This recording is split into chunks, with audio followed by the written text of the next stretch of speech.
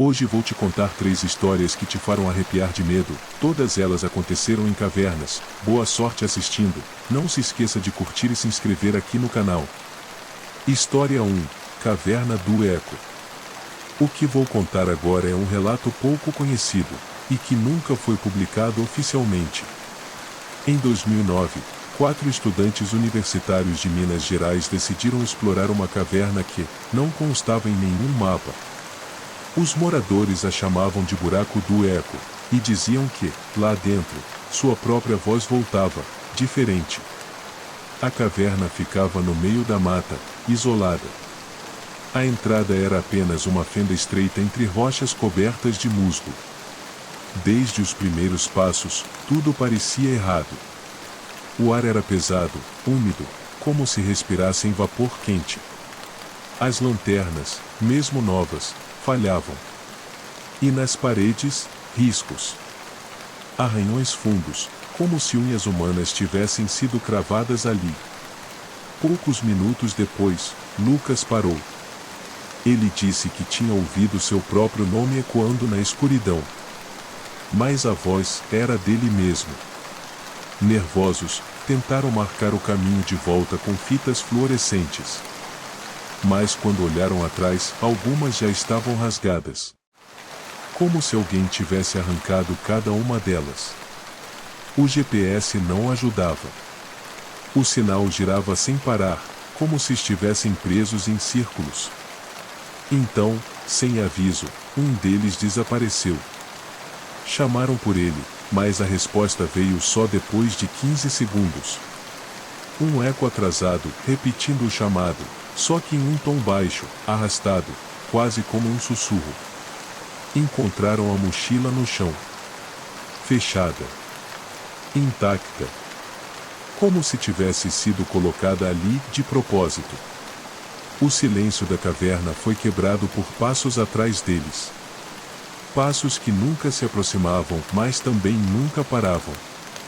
O eco, que antes apenas repetia palavras, agora falava coisas que ninguém tinha dito. Segredos íntimos. Confissões que só aquele grupo conhecia. No vídeo recuperado depois, o último sobrevivente aparece trêmulo, tentando encontrar a saída. A respiração é pesada, desesperada. Em certo momento, a lanterna ilumina a parede. E ali não havia pedra. Havia uma figura idêntica a ele. Imóvel. O encarando. Segundos depois, o vídeo termina. Com um som de respiração. Mas não apenas uma. Duas respirações diferentes, ao mesmo tempo. Dias depois, só um corpo foi encontrado, perto da entrada da caverna. Mas em decomposição avançada, como se estivesse morto há meses.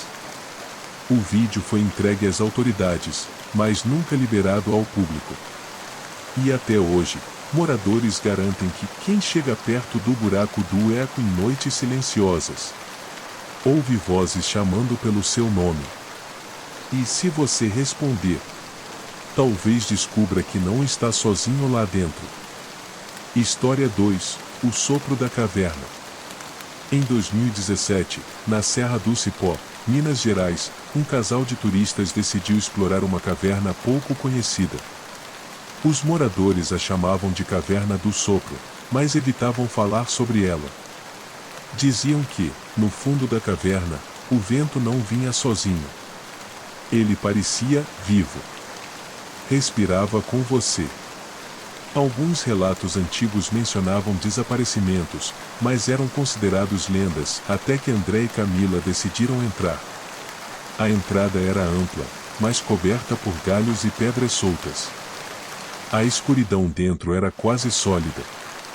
Cada passo parecia absorver o som, o render das botas, a respiração, até os sussurros nervosos. O vento frio soprava constantemente, subindo do fundo da caverna. Mas havia algo estranho, dele parecia responder à presença deles. Quando André falava, o vento aumentava. Quando Camila se calava, ele diminuía. Cada respiração deles era medida e refletida, como se a própria caverna os estudasse. Mais fundo, começaram a notar marcas nas paredes. Não eram arranhões comuns, eram símbolos estranhos, circulares, quase como tentativas de comunicação. O vento passou a emitir sussurros leves, que imitavam o ritmo da respiração deles, mas nunca as palavras exatas. Camila disse sentir algo observando. André riu, nervoso, tentando tranquilizá-la. Mas o riso não ecoou normalmente. O som parecia afundar e voltar distorcido, mais grave, quase zombando deles. Caminhando ainda mais adentro, encontraram ossos de animais misturados a objetos humanos antigos. Sapatos rasgados, lanternas enferrujadas, mochilas destruídas. Cada item parecia ter sido deixado intencionalmente. Camila sugeriu voltar, mas André estava curioso demais. E o vento mudou de tom. Agora, soava como respirações humanas, mais erradas, profundas e descompassadas, como se alguém respirasse ao contrário. Quando a lanterna de Camila falhou, por segundos só havia escuridão total. Quando voltou, André estava parado de costas, mas algo estava errado. O peito dele subia e descia de forma inversa, lhe inspirava e encolhia, expirava e expandia. Camila se aproximou, e ao tocar nele, ele se virou lentamente. Os olhos, opacos. A pele pálida. E ele murmurou, entre dentes. Não para de respirar, senão ele percebe. A sensação de estar sendo observado cresceu.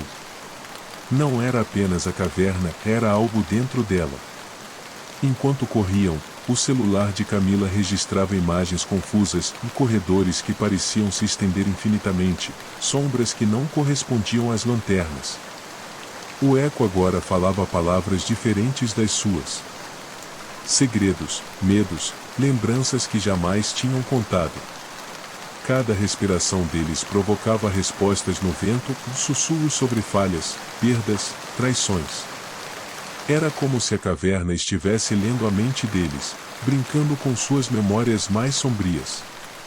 No momento mais desesperador, Camila tropeçou e caiu.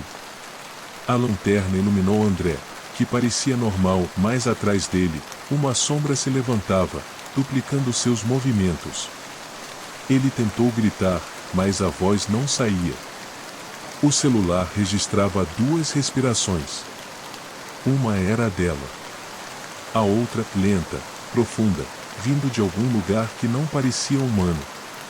A caverna parecia rir. Ou ao menos, imitava suas vozes de forma distorcida. Cada passo, cada suspiro era ouvido, repetido e transformado em algo grotesco. 3 dias depois, apenas o celular foi encontrado na entrada da caverna. André desapareceu. Camila foi encontrada quilômetros distante, confusa, com marcas roxas no pescoço. Em sua mente, repetia apenas uma frase. Se você prender a respiração, ele sabe onde você está. Até hoje, moradores garantem que, à noite, se você se aproximar da caverna do sopro, pode ouvir respirações que não são suas. E se você ousar falar, elas respondem. História 3: O Abismo de Pedra. Em 2019, um grupo de 4 universitários de geografia decidiu explorar uma caverna inexplorada na Chapada Diamantina, conhecida apenas em mapas antigos como Abismo de Pedra.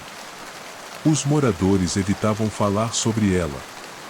Diziam que quem entrava nunca retornava com a mesma mente. Mas curiosidade e sede por descobertas falaram mais alto.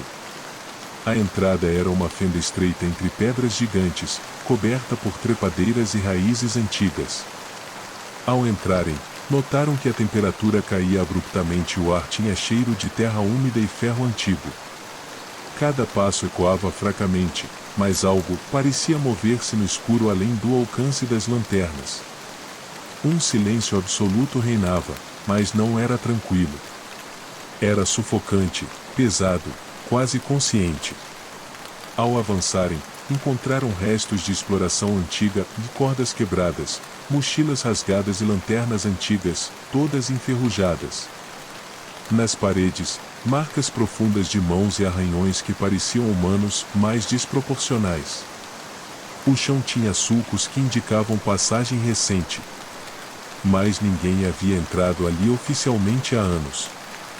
Uma sensação crescente de medo começou a tomar o grupo. Mais adentro, uma câmara subterrânea se abriu diante deles, com dezenas de estalactites enormes. Mas algo estava errado. Algumas estalactites pareciam pulsar levemente, como se tivessem vida própria. Um deles tocou-me e sentiu uma vibração que percorreu o braço inteiro, seguida de uma sensação de vertigem intensa. Então, ouviram um som baixo, contínuo, parecido com o movimento de algo pesado arrastando-se, mas nada estava visível. O ar ficou mais denso, quase impossível de respirar. Cada passo se tornava exaustivo, e a câmara parecia crescer infinitamente. O grupo começou a sentir alucinações leves, sombras que se moviam contra a luz das lanternas, sussurros inaudíveis, calor localizado em algumas partes do corpo sem motivo. O medo começou a se refletir em cada um, em pequenos conflitos, paranoias, acusações sobre quem deveria liderar. Um dos estudantes, Rafael, tentou marcar o caminho, mas os pontos de referência pareciam desaparecer ou mudar de posição. Parecia que a caverna reconfigurava-se conforme a mente deles, tornando impossível distinguir o real do imaginário. Ao chegarem a uma fenda vertical profunda, uma forma começou a surgir, alta, esguia, quase feita de pedra e sombra. Não tinha rosto, apenas um contorno humano distorcido. Cada movimento parecia calculado, lento e hipnótico. Quando tentaram recuar, a criatura se aproximava sem tocar o chão, deslizando como se a própria pedra a conduzissem. O grupo começou a sentir dor de cabeça intensa, náusea e medo profundo. Era como se cada pensamento negativo fosse ampliado e projetado no ambiente físico da caverna. Júlia tentou filmar com o celular, mas a tela mostrava imagens distorcidas, corredores que se alongavam, a forma da criatura sempre atrás, mesmo quando não podiam vê-la. Cada passo parecia mais pesado. Cada respiração, uma luta.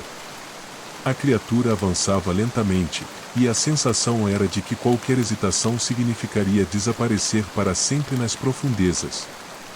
Um dos estudantes caiu, tentando subir a parede íngreme, e desapareceu em um buraco invisível que se abriu no chão como se a caverna o engolisse. 3 conseguiram sair. Mas nenhum deles foi o mesmo. Suas memórias da caverna eram vagas, confusas, e cada um relatava ter visto algo diferente, impossível de descrever com palavras. O abismo de pedra permanece fechado. Os moradores avisam e não tente entrar, pois a caverna parece escolher o que quer mostrar e quem quer deixar escapar. E, dizem, se você olhar muito tempo para a entrada, poderá sentir o frio e o peso da pedra, como se algo o chamasse para dentro, e nunca mais o soltasse.